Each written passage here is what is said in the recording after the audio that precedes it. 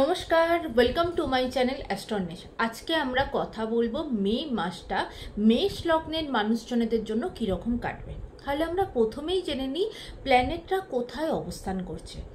মেষ লগ্নের মানুষের জন্য প্রথম ঘরে অবস্থান করছে সূর্য, তার সাথে আছে শুক্র, এবং সূর্য 14ই মে চলে যাচ্ছে সেকেন্ড হাউসের ওপর, বাকি মাসটা সে সেখানে থাকবে।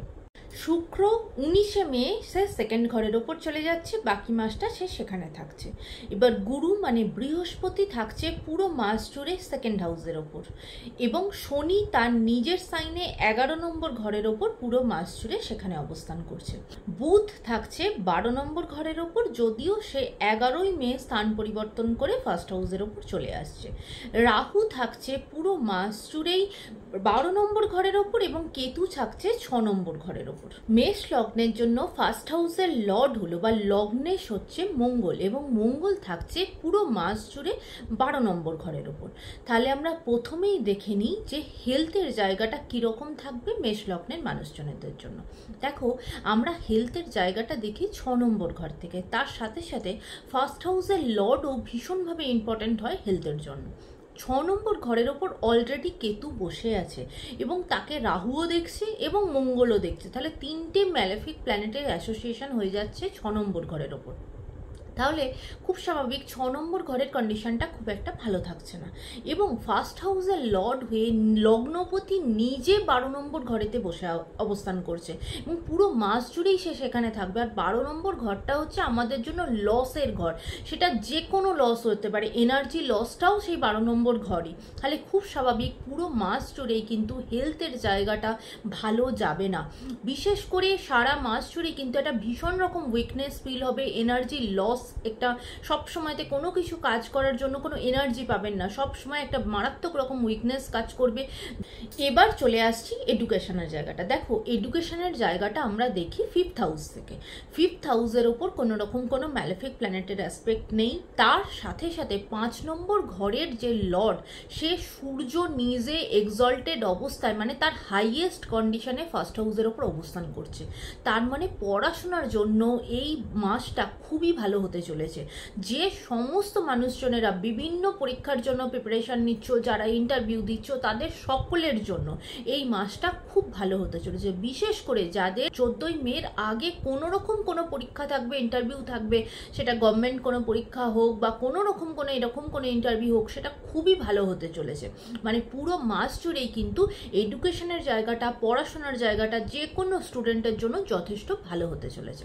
এবার চলে যাচ্ছি যে মানুষটা, যে সমস্ত মানুষটা কোনো রকম কোনো প্রেমের সম্পর্কের মধ্যে আছো, রিলেশনশিপের মধ্যে আছো, তাদের জায়গাটা কীরকম যাবে।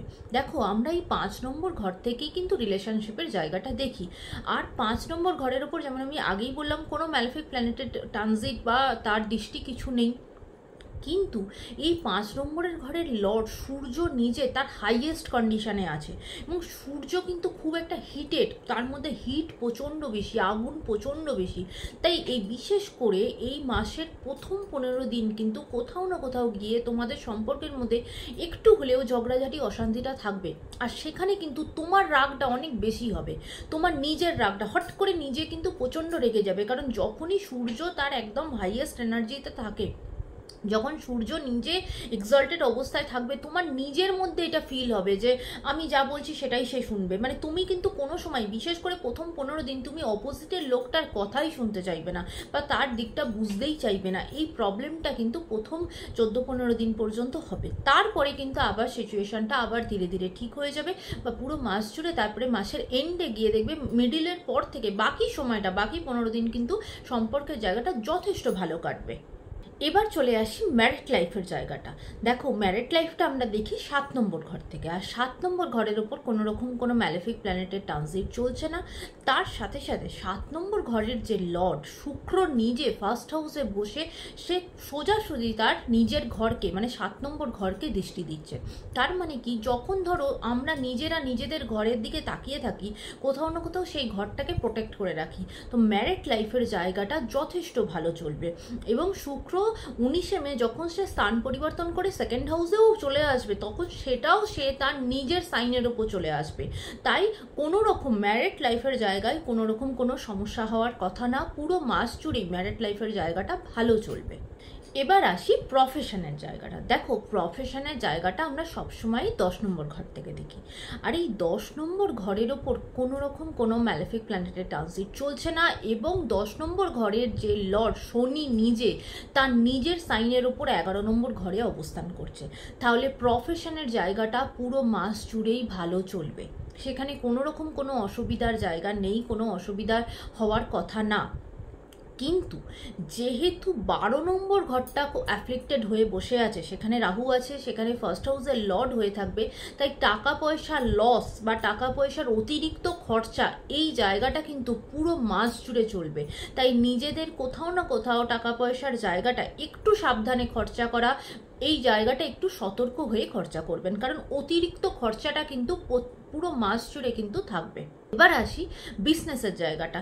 বিজনেসের জায়গাটাও কিন্তু এই পুরো মাস জুড়ে ভালো চলবে, তার কারণ বিজনেসের জায়গাটা আমরা 7 নম্বর ঘর থেকে দেখি, আর 7 নম্বর ঘরের ওপর কোনো রকম কোনো ম্যালেফিক প্ল্যানেটের দৃষ্টি বা তার ট্রানজিট চলছে না। 7 নম্বর ঘরের লর্ড নিজে ফার্স্ট হাউসে বসে তার ঘরকে পুরোপুরিভাবে দৃষ্টি দিচ্ছে, পুরোপুরি প্রোটেকশনের মধ্যে আছে। শুক্র আবার সে যখন সেকেন্ড হাউসের ওপর চলে আসবে, সেটাও তার নিজের সাইনে আসছে। তাই বিজনেসের দিক থেকেও এই মাসটা যথেষ্ট স্টেবল, যথেষ্ট ভালোভাবে কাটবে। দেখুন, এবার এটা একটা ওভারঅল আলোচনা। প্রত্যেকটা মানুষের হরোস্কোপের চার্ট আলাদা আলাদা, তাদের গ্রহের দশা আলাদা আলাদা, গ্রহের অবস্থান আলাদা আলাদা, তাই প্রত্যেকটা মানুষের জন্য এর রেজাল্ট ভ্যারি করবেই। এটা একটা ওভারঅল আলোচনা। আশা করি সকলের ভালো লেগেছে। যদি ভালো লেগে থাকে লাইক, শেয়ার, সাবস্ক্রাইব করতে ভুলবেন না। সকলে ভালো থাকবেন, সুন্দর থাকবেন, সুস্থ থাকবেন।